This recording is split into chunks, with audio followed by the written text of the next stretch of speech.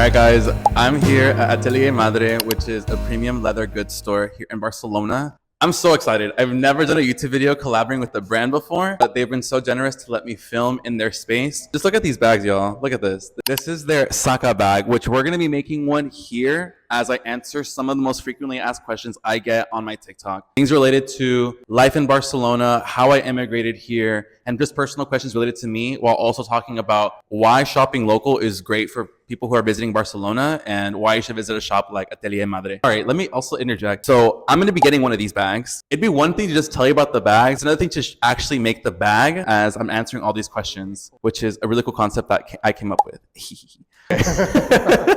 So if you want to come in, this is the CEO and owner. Hey. Hi, Manuel. Nice to meet you. Okay, so Manuel's going to be the one helping me make the bag here. Before we get started, if you're new here, my name's Cielo. I'm a first-gen Mexican-American who moved abroad here to Barcelona when I was 25 years old. And now I'm living here for the rest of my life. What's the first step in creating one of these Saka bags? So we're going to make this one today in black. So I have already the black leather out here. And we always start with a strap because it's the longest part of the bag. So I'm going to use this tool and we're going to go all the way around to get our long strap for the bag.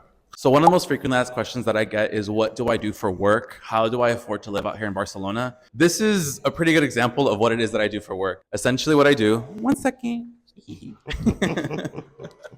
What I do here in Barcelona is I work with businesses on how to promote them on TikTok. So I'm a TikTok strategist and educator. And so I work with businesses to figure out the best way that they can promote their products and services on TikTok without sounding too salesy. So for example, right now what we're doing here at Atelier is a way where I get to collab with them and we get to focus in on their brand in a way that just seems authentic and naturally integrates with influencers they work with, etc. But yeah, so I've been doing this for about 3 years now. Okay, so we just cut the strap. What's the next step afterwards? So now we're taking the pattern, which is like that, made out of cardboard, and we're going to make a rough cutout somewhere on the leather where we find it's the best suitable part of the leather, and then we're going to do the fine cutout. Okay, so I have a question for you actually. I have my iPad here, I got everything super organized. Do not judge me. Atelier Madre is an atelier where people can see the bags being constructed in front of them. Yes, exactly. So we make them here in the front. It's right next to the door. Also, we have in the back the workshop where all of our people are working. Okay, and what's one of the most popular bags here in the store? Actually, you picked it. So this one we sell the most. Really? But there is a special bag that everyone is talking about, and I can show you. One Sure. second. Okay, well, I want to see too. No rush here. We're taking our time. So this one, everyone comes into the store, asks us, what's that for? And that's exactly what it's for, because if you go to an event, anybody is going to ask you, what's that for? And so you have the first introduction to like a real talk. Atelier Madre. Okay, it's almost like a bag that gets you guys publicity. Yes, exactly. What do you call this one? It's the mini croissant bag. The mini.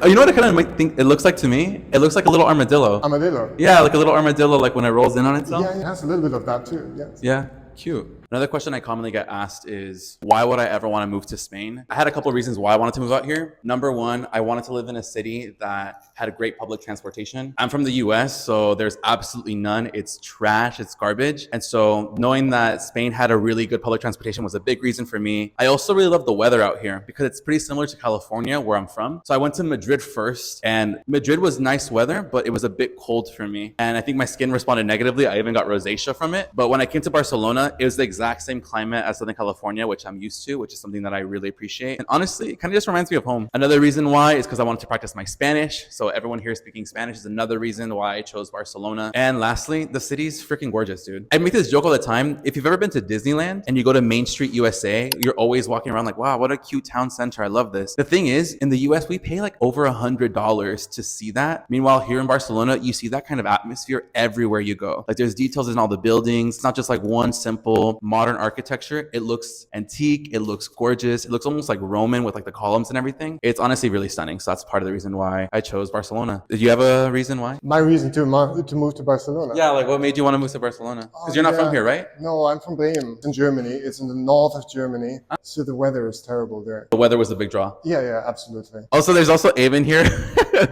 who is the one who contacted me about making a video with Atelier Madre. Wait, why did you pick Barcelona? Honestly, the weather was a big part for me because I come from a really hot city in Pakistan. So I couldn't move somewhere that was too cold. So I wanted a place that was also very lively where I don't get depressed. My other option was Manchester, which is great. I've been. But like, I was like, no, Barcelona for sure.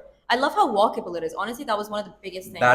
That's the biggest thing right there. Honestly, it's so walkable. I can't walk back home. Like there's no sidewalks or any pedestrian signals. So I knew Barcelona was walkable, and I was like, yep. Girl, I'm the same way. I barely got sidewalks in my hometown. Same. Barely got sidewalks. No pedestrian signals either. People just wait for the traffic to like move a little, and then they just. Yeah.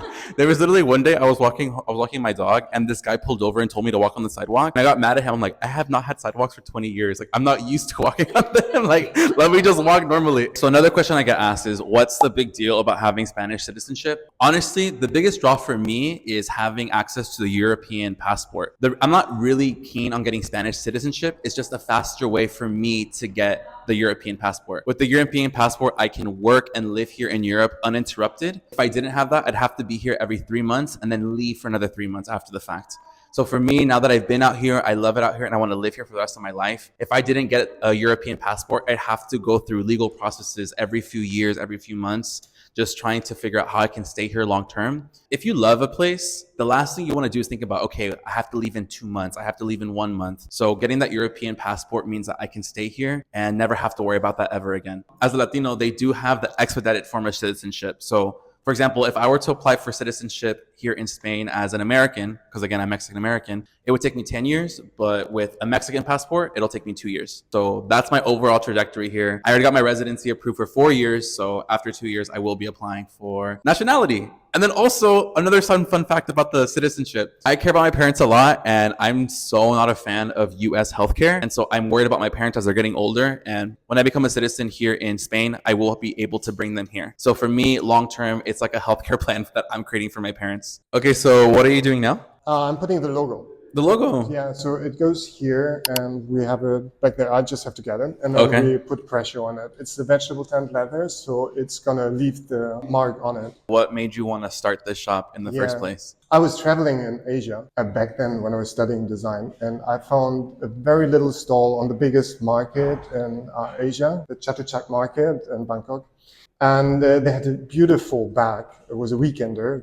I used this bag for almost 10 years, I would say. Really? But everyone who would see the bag would ask me where I got it. So I had the idea to go back to Bangkok, to find this little stall and buy some for them for my friends. I couldn't find the stall anymore. So then I thought myself, why don't I start making it? I tried different workshops to work with them, but it didn't work out. So in the end, I teach myself how to do small leather items, and then I developed further. Then it became a hobby. Okay. And then COVID hit, and I was asking myself to either keep it as a hobby or start making it professional. That's what happens to everybody. COVID makes everyone's life change. Yeah. Oh, okay. I found this space, I renovated it, and then I just started. It was empty. It was just like some walls and a few tables with stuff on it, and then grew from there. Okay, so what are we doing now?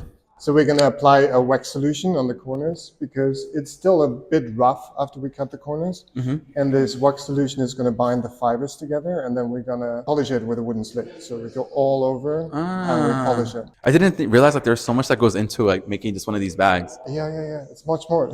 Yeah, the small details count. Another question that I get asked a lot is, how's the employment here in Spain? Actually, I think a more common question I get asked is, can you get hired in Spain as a foreigner? The answer to that, at least in my experience, is that it's not very common and it's kind of rare. Usually these companies have to prove to the Spanish government that only you can do this job, which is quite a self-centered way of approaching if you think about it. Because being like, why do I have the skills that no other Spaniard can have? Which is why it's quite rare for the Spanish government to approve something like that. Now I've heard that the law is abolished. I don't know how true that is. I read it online. I think around 2021 or 2022, the occupation shortage law of like, oh, this person is better than any local, that's why we want to hire them, that law just got finished. I don't know how true that is. It's better to check with a lawyer, but it was nice to read that. It felt nice while it lasted. It was validating. Like that article I read, very validating.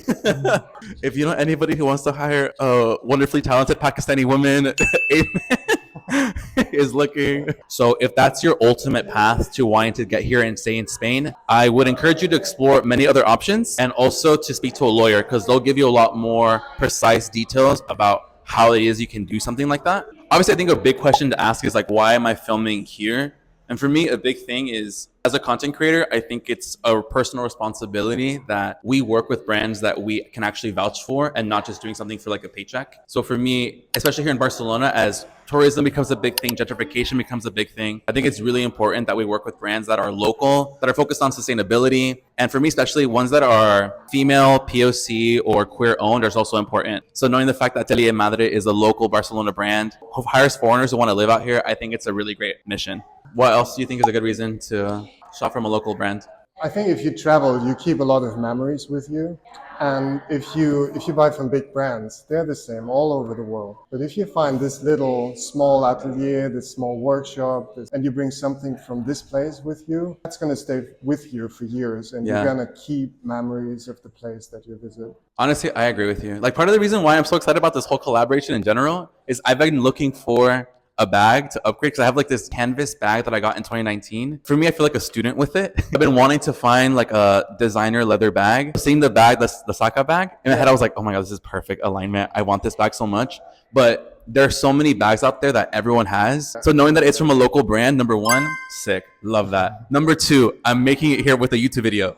Sick, even better, you know? It has a better memory to it, you know? And when I tell someone, no one will have the same bag as me. Or people will, but only certain people. Not so many. Get Atelier Madre bags, you know? Because as opposed, like, for example, when people come to Barcelona and they get stereotypical Barcelona tourist like trinkets and stuff, like fans or magnets for the fridges and stuff, to me, I'm like, that's cool. But if you get something unique to Barcelona, I think it just has a way better story. You're also helping a local brand there. Probably someone who's like trying to get their business up and running, as opposed to a mass-produced item that's probably not even from Spain. Getting something that's made local here, I think is really important, especially as more and more tourists come to Barcelona, people come to move to Barcelona. I think that having that shop local culture is really important. Okay, scene change. Okay, we have to move over here because to do the rest of the bag, we have to go to the other side of the workshop. Like we mentioned before, something cool about Atelier Madre is when you're here shopping for bags, you can also see the employees and even the CEO here literally working on the bags. So it's really fun that you can actually see the design process in front of your eyes. And I remember when I first came here to check out the bags, you guys literally, like, when you guys finished the bags, you literally handed it off to the customer just as she arrived. No, exactly. That's how it works. So usually we have the bags already in the exhibition, but sometimes we're missing colors. So they might walk in and they are picking a color, and then we make it, and usually this takes a day or so. So they come and we give them the bag. It's a quite easy business concept. That's honestly cool. It's like it's almost like Subway. Subway. Like you get to choose your items. You're like, okay, no. I'm the sandwich artist, and I make the sandwich for you and hand it off to you. It's a premium Subway. Premium Subway. Another question I get asked is there anything from the US that I miss? For me, the biggest thing that I have to miss is my family. Again, being born Mexican American, having family around is something that I was born and raised with. So not being with my cousins and my mom, my dad, it really is a big cost for me. And that's something that I tell a lot of people who come from family-centric cultures to consider when moving abroad, because usually you have so many hours of time difference away from them. So for example, when it's the morning here, it's 11 p.m. at night over there back in California. Another question I get asked is, what are some of my favorite things to do here in Barcelona? My number one favorite thing to do in Barcelona is riding a bicycle through Eixample. If you ever want to feel like the main character, just get a bicycle, electric one. It's important, get an electric bicycle. Especially in summer. Especially in summer, literally. The last thing you want to do is pedaling through the city. It's so freaking hot and humid. But riding an electric bike through the city center and just looking up and seeing the sunlight filter through the trees, because there's so many trees in the city center, you just feel like you are in a movie and you're the main character. It's like the European version of going out for a drive. Like clearing your head. It's so nice. Another thing I like to do, I love going to the park. I love going to the beaches here. I never went to the beaches as often as I do here in Barcelona. Even though I'm from Southern California, I never would go to the beach. Literally, sometimes I'll just be walking with friends and halfway through a conversation we'll realize, wow, we're 5 minutes from the beach. Let's just go there, sit there, get some food, maybe drink some wine, and just enjoy ourselves here. We're by the Mediterranean Ocean, the Mediterranean Sea. Like, that's insane to me. Like, I used to hear about this in history books, and now I'm like, that's the Mediterranean Ocean. Like, so much history happened here, you know? Another question I got asked is, what does Spain even look like? I'll just insert a montage reel here of what Spain looks like. It's Gorgina. She's gorgeous. There's nothing else to say about it, honestly. Like, I freaking love her. Another question I got asked is, do I speak Spanish? Claro que sí, puedo hablar español. La única cosa es que mis padres son mexicanos, pero como me nací en los Estados Unidos, mi primer idioma fue inglés. Y en mi familia, mi padre y mi mamá hablan español, pero también mi madre habla inglés fluente. Así como de que yo hablo en inglés, ellos responden en español, y así es que no hablé mucho español cuando estaba en casa. Pero ya que estoy aquí en España, claro, hablo muchas veces aquí con la gente o en negocios, y muchas palabras me cuestan, palabras más técnicos me cuestan. Pero claro, puedo hablar un poquito. The bag's almost done already, but I did want to ask you one last thing is, I know sustainability is a big thing for Atelier Madre, but in my mind, I'm like, what does sustainability even mean? So, like, how does sustainability look like for you guys? So for us, it starts at the design process. So we only make very minimalistic bags and bags which will accompany you for a long time in terms of style. So this bag, for example, is a bag that hopefully you're still going to like in 20 years from now on. So we reduced the design language quite a lot to be uniform. The other one is the material itself. So we use vegetable tanned leather, which is the traditional way to do leather, which is a bit more sustainable than the chrome tanned leather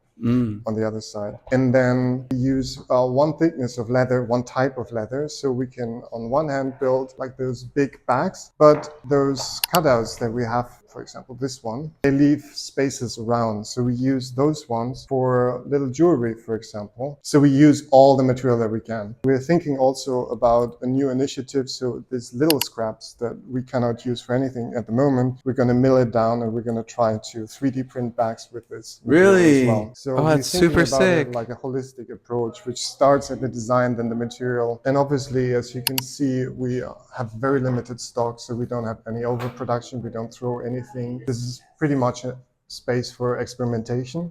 So we see how it goes, and then if someone orders, we make more of it. It's like a made-to-order. Yeah, nearly. I mean, we do have stock here. People can still come in and pick stuff, but we don't produce 100 bags and then see how the market reacts. We really know that it's going to sell. That's sick. I love that. Oh, why did you even want to be sustainable? Like, why you personally? They are very much in line with the business concept. So if we make stuff here, it just hurts the heart if you have to throw things. And the vegetable tanned leather, it's not just because it's more sustainable, but also it feels just different if you have it on your skin. Yeah. So it's a nicer touch, more subtle touch, and it ages quite nice with time. I have a wallet, this one I use now for 3 years, and you can feel how the patina builds up on it. And this is really nice. Works very well on vegetable tanned leather.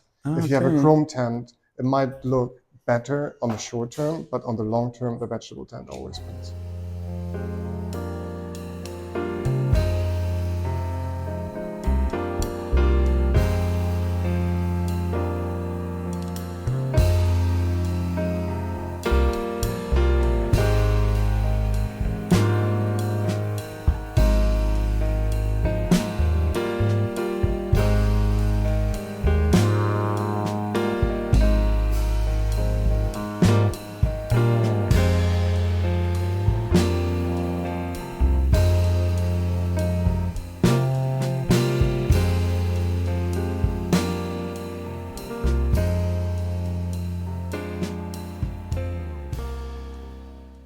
Okay, so the bag is done. Here it is. This is so cute. It literally even has my initials on it, y'all. I'm so excited because honestly, I have this crusty little canvas bag that I've had since 2019, and I've been wanting to upgrade it. And so now I have this designer bag. I hope it lasts for 20 years more. It probably will, honestly. This is so cute. I just love the design, like how it's like interwoven and stuff. Yeah. Y'all, I'm leveling up in my life. I'm so excited. Thank you so much for coming. Yeah, no, thank y'all so much. If you guys came all the way to the end, please comment this emoji on the comment section. I really appreciate everyone who watches the videos all the way through. Again, thanks again, and I'll talk to you guys next time. Bye.